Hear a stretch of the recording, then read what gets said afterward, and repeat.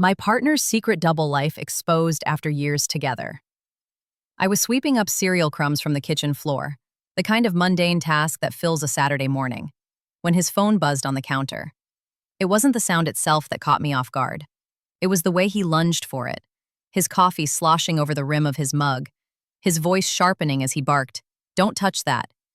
I froze, the broom still in my hand. Mark had never spoken to me like that. For 7 years, he'd been the calm one, the steady anchor to my anxious storms. But lately, he'd been different, distant. His late nights at the office piled up, his phone always face down, his laughter at my jokes a half-second too slow. I'd chalked it up to stress, to the promotion he'd been working toward. But in that moment, watching him clutch his phone like it held state secrets, my chest tightened like a fist. "Who's texting you?" I asked, aiming for casual. "No one. Work stuff." He wouldn't meet my eyes, thumb swiping furiously. The kitchen smelled like burnt toast and his cologne, the same sandalwood scent I'd bought him for our anniversary. The red flags grew louder. A receipt for a hotel downtown dated 2 weeks ago, crumpled in his jacket pocket. A missed call from a number saved as Jen, HR. When I asked, he shrugged. Team building retreat. Forgot to mention it. His voice was smooth, rehearsed. That night, I lay awake, replaying moments. The way he'd flinch when I hugged him from behind.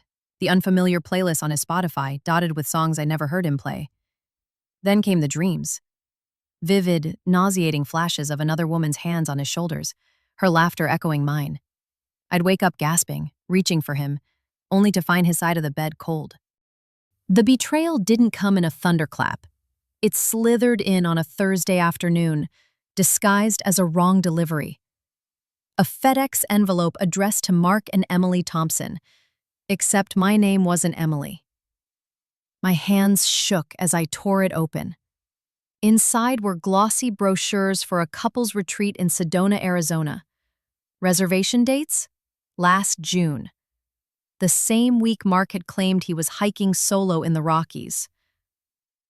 I sat on the porch steps, Arizona sun glaring up at me from the paper, until the sprinklers kicked on and soaked the pages. When Mark came home, I didn't shout. I just held up the brochures and watched his face collapse.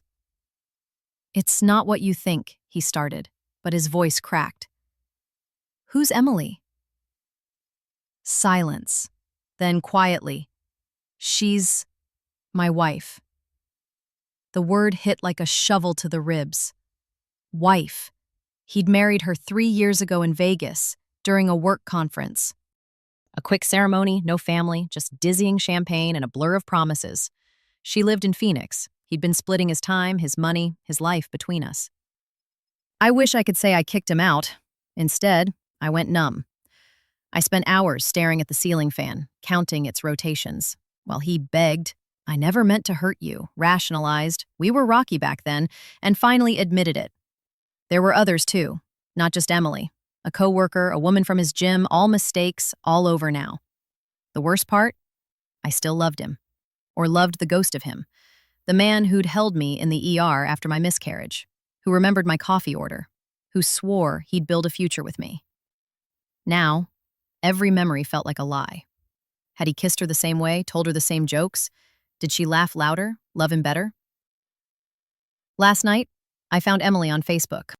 Her profile photo was a wedding picture, their wedding.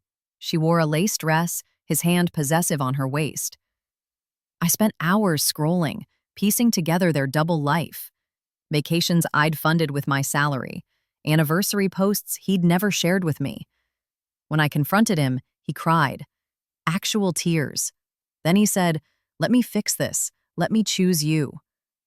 Now I'm sitting in our backyard, the string lights we hung together twinkling like they don't know the world's ending. His suitcase is by the door. My finger hovers over a text to Emily. Part of me wants to warn her. Part of me wants to watch her burn too. But the biggest part, it just wants to know. How many more of us are there? TLDR. After 7 years, I discovered my husband has another wife, a secret life, and a trail of lies. And now, He's begging me to stay.